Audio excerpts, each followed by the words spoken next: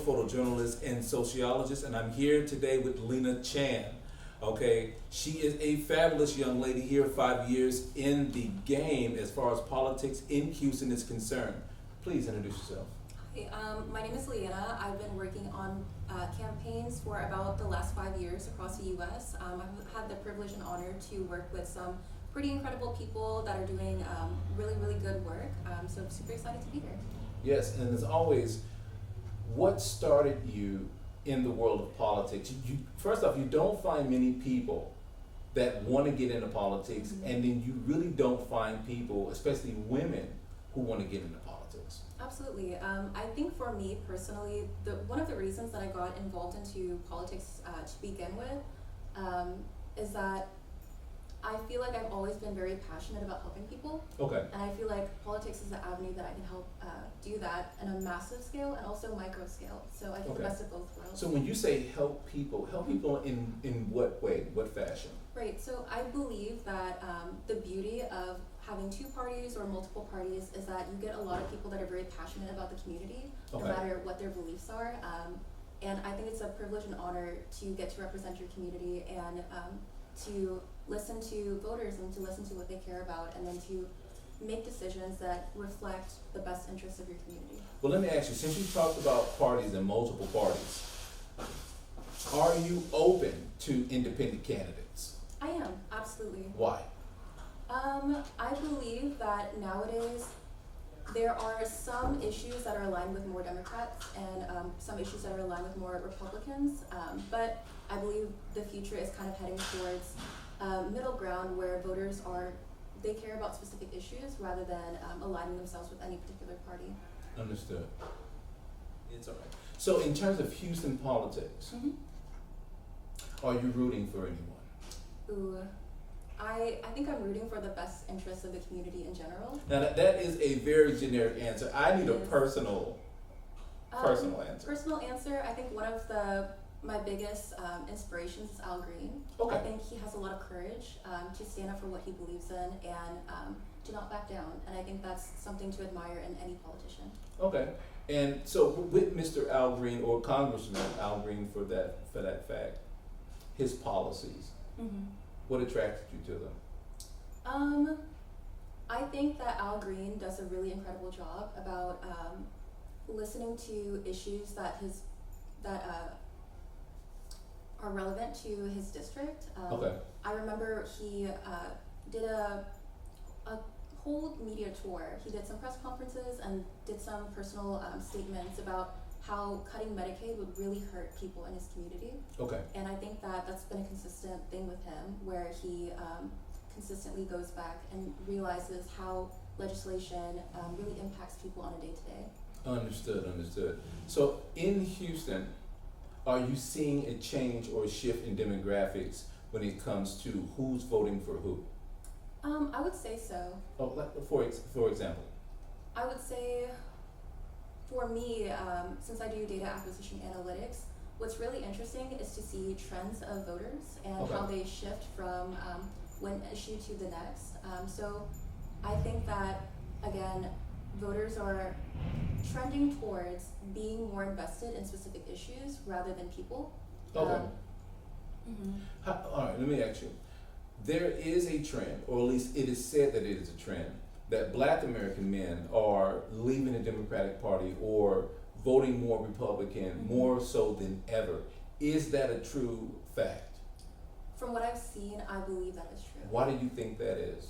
That is a very good question, and that is a question that Democrats and also Democratic staffers are asking themselves, trying to really understand what's the reason. And from what I can tell and from what I can see, I think that sometimes we overlook certain people in the Democratic Party, and I think that one of the regrets that we had last cycle was that we didn't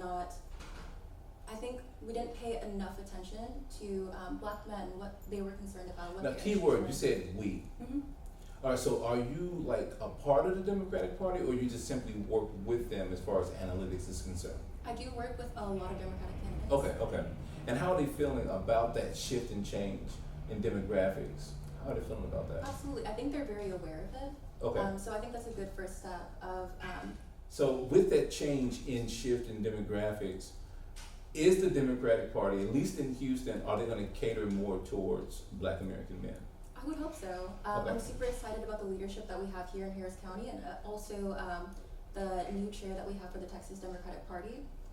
So I think that he has a lot of really good ideas, and I'm super excited to see how that'll play out. Okay. All right, so in terms of Black American women, how are they voting? Are they voting more Republican, or are they staying within the Democratic Party? I think from what I've seen, a lot of Black American women are either Democrats or independent. Really?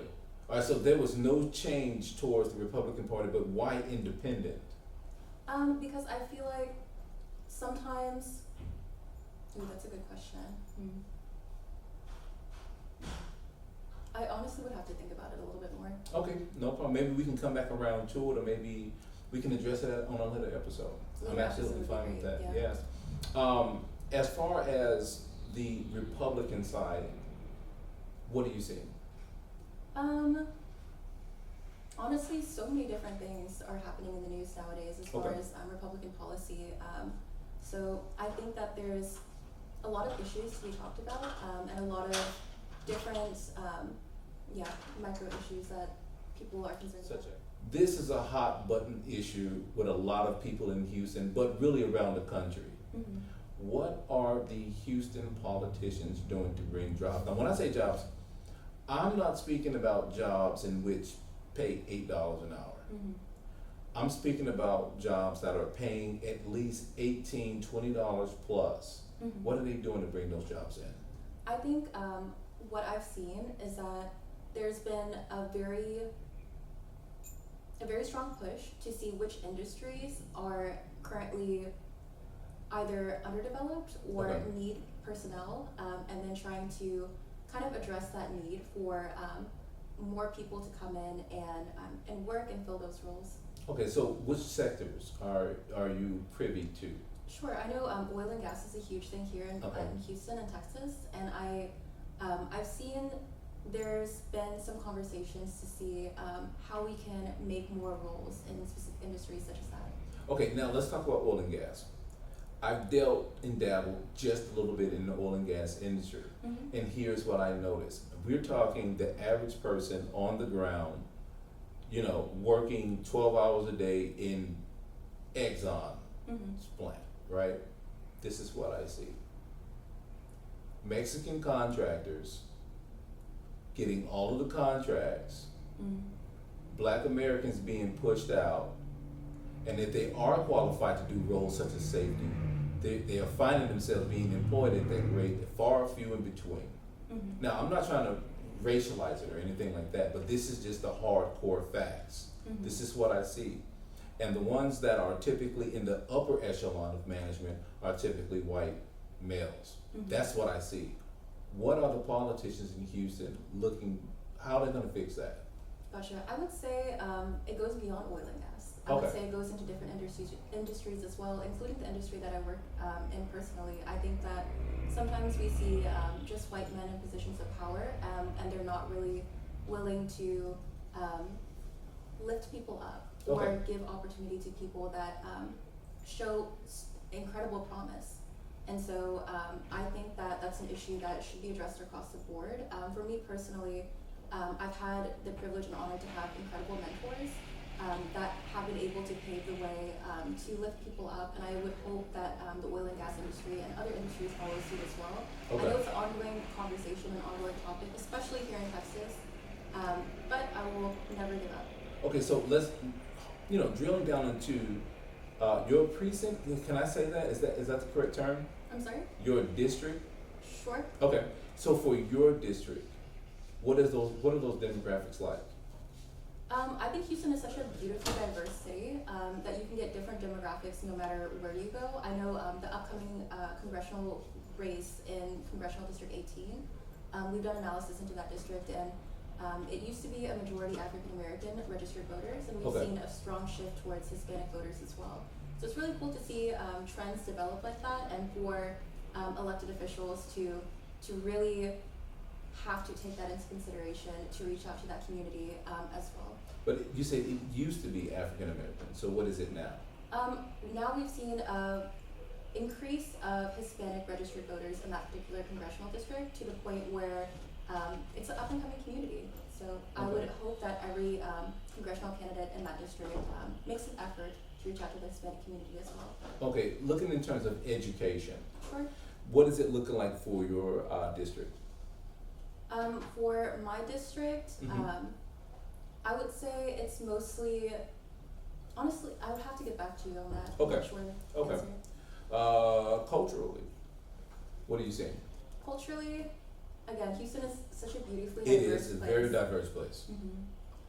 I would say you can see pockets of different cultures everywhere you go, and that's something that I think it's so beautiful about Houston. Okay. Generic answer, by the way. I appreciate that. But it's a beautiful answer. It is an It's a answer. real Yes, it is answer. coming from you. Coming from you. What are your predictions? If you were to make any predictions, not only about District 18, but just for Houston as a whole, what do you see coming down, let's say 5 to 10 years? 5 to 10 years. That's a really good question. I would love for the arts and entertainment industry to increase a lot more, to provide opportunities to small businesses, to independent artists. I would love to see more effort being done to make the community of Houston stronger. You said more effort, so would you infer that not enough is being done currently? I think there is always more to be done. There's Okay. absolutely always more to be done. What would you like to see be done more specifically? Yeah, like I said, I would love to see more effort into making the Houston community stronger and more money given back to small businesses to help build the city up. Yeah, that's what I think. Well, here's what the talk is. The talk is this: that Houston and Texas in general does not have a big enough incentive to motivate people from Hollywood, LA, to come here to shoot. For instance, they may give, and it could be, let's say, Louisiana, or even LA itself. They would say, hey, listen, for every dollar that you spend, we'll give you 40 cents back. 50 cents back on every dollar. But that rate for Houston and Texas is far below that. What are they doing?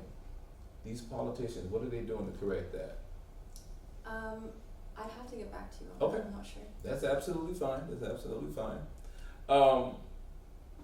Health-wise, what is it looking like for Houston in the health industry, healthcare?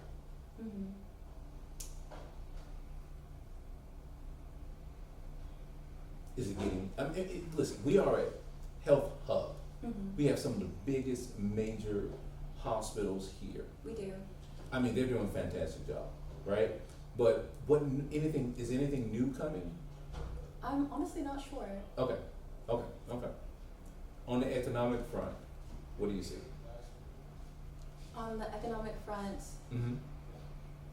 I know personally for that's a hard topic to talk about. Why is it difficult? I'm just curious. No, you're fine. I think that the economy is a subject that a lot of voters are very, very passionate about, as Yeah. they should be, because I think that the harsh reality of anything that's, economic related, that's passed legislatively, it affects people's day to day. It affects It their does. ability to buy gas, it affects their ability to buy bread, and there's so many different moving parts that go into that. Yeah, it's just a hard one to talk about. Okay. Let's transition into your politics. Are you able to, in your estimate, really dive in deep with geopolitics? Are you able? I would hope to do more research first. Okay. Well, let's start with something very simple. We had the 50-51 protest, We did. which that's where I met you at, Mhm. right?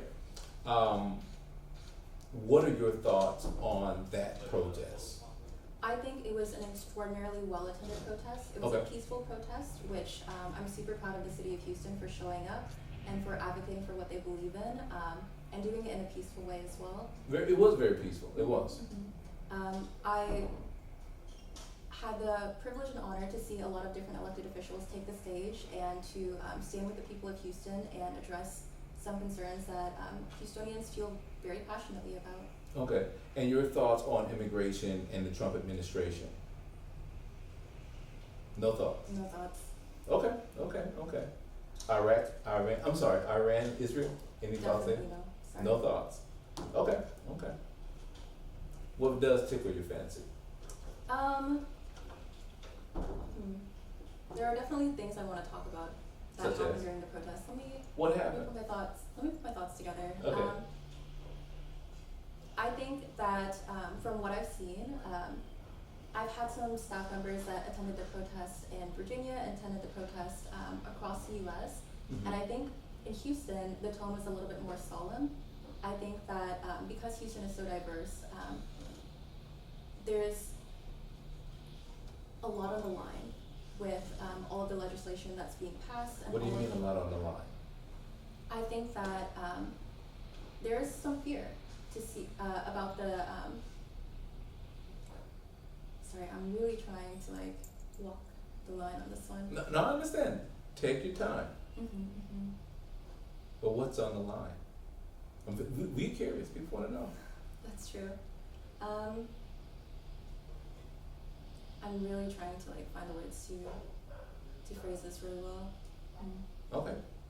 Can we get back to it? Yes, we certainly can. Okay, cool. What was the difference between? Of course, we know Houston was a very peaceful protest, Mm-hmm. but you have LA, Yeah. and then I would say like the report came the day after Houston, like someone was shot Mm-hmm. in Salt Lake City. I did see that. Like what happened? Was there agitators there? I know LA is a very diverse place, just very much as Houston is. Mm-hmm. What's the difference there? What's happening? That's a very good question.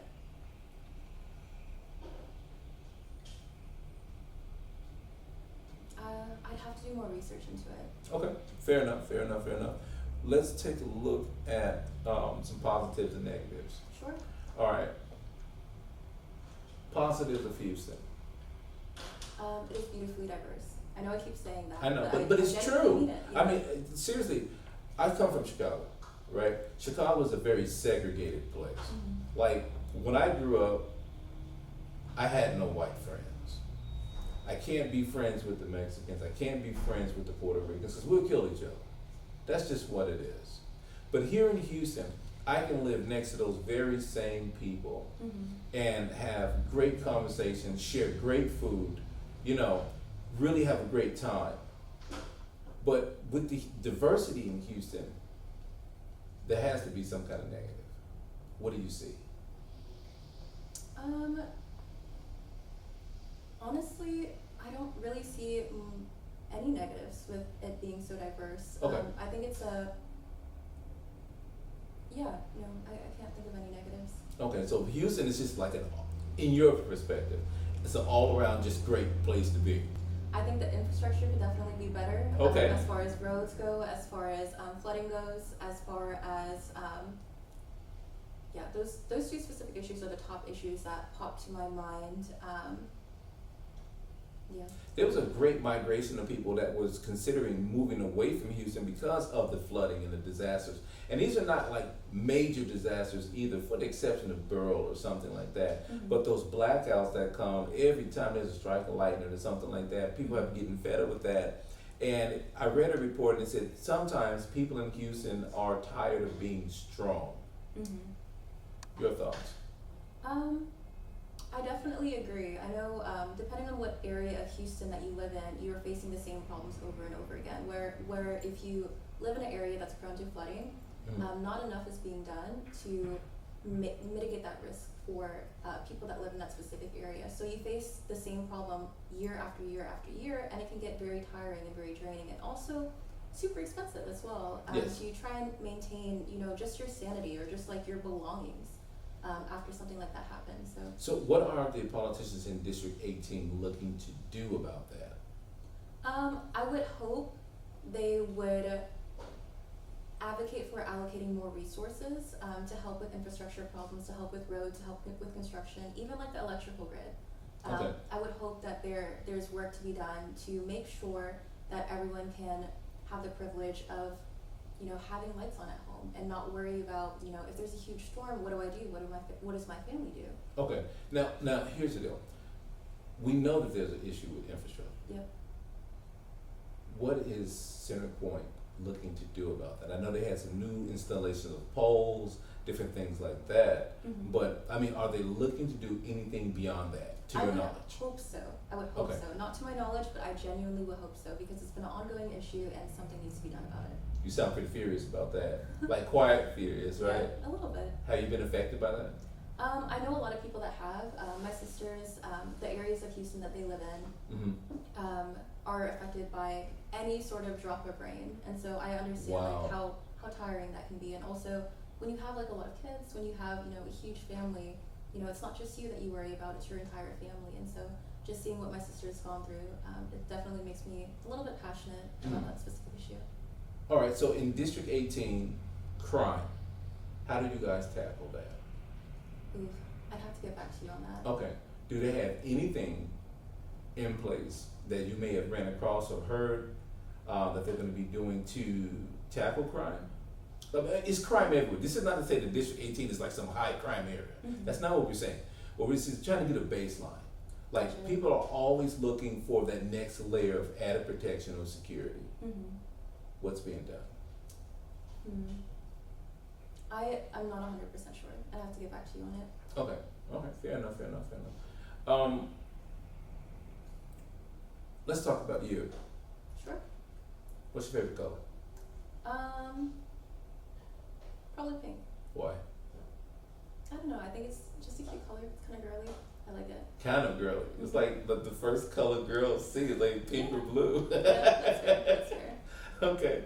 All right. What do you like to do in Houston? Honestly, I just love taking advantage of everything that Houston has to offer. I feel like there's different things to do every single week. There's different food to eat every single week. It is. So you can definitely keep busy on that. Okay. So when you're out and about, where do you typically go? I love Montrose. Why? I think I kind of grew up in that area, and I don't know. I love the vibes. I love like the food. I love I don't know. Okay. In District 18, and just for any district within Houston, homelessness is a serious problem. Why? I think more effort should be done to tackle the homelessness problem, and I think that the city should do a lot better job at helping people that are down on their luck. And I think that we should stand together as a community instead of penalizing people that want to help. I know that currently there is a policy in place saying that it's a fine if you go out and feed homeless people. Yeah. And to me, that is kind of ridiculous. Well, I mean, under the late great Mayor Turner, I believe that was a big tobacco or whatever. And those people did sue, right? They tried to sue. Did they win? I don't believe so. Okay. So do you still need a permit to feed homeless people, or is it like a no-go? I'm honestly not sure. Okay. I'm honestly not sure. I'd have to look into that. Okay. Now, the report stated that 47% of people who live in Houston are one paycheck away from eviction. How can we tackle that and defeat that? Any solutions?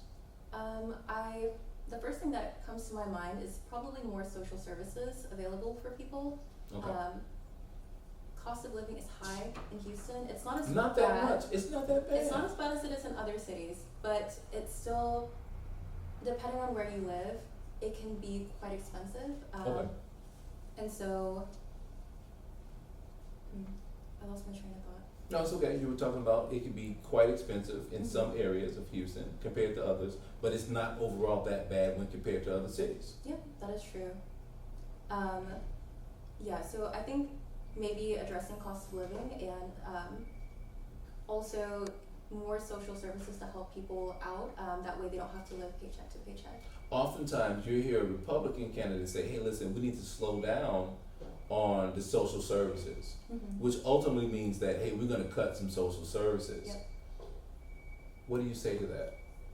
I think that they should take a good hard look at who social services is helping, because I think that hopefully they have a different perspective when they look someone in the eye, that they look people that in the eye that they've taken away. So sorry, I'm trying to like phrase the sentence. No, please speak plainly.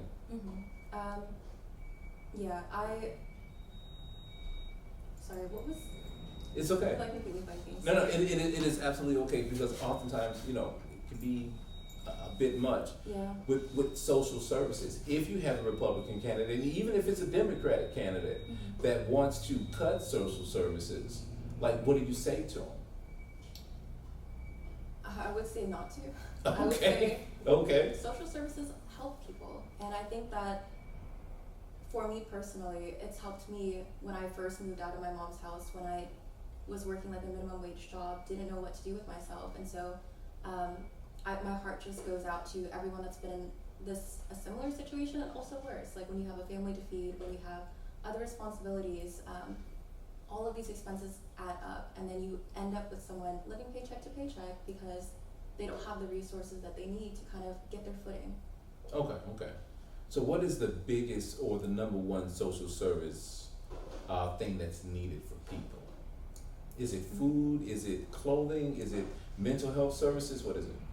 Honestly, I would have to do a little bit more research into that. Okay, fair enough.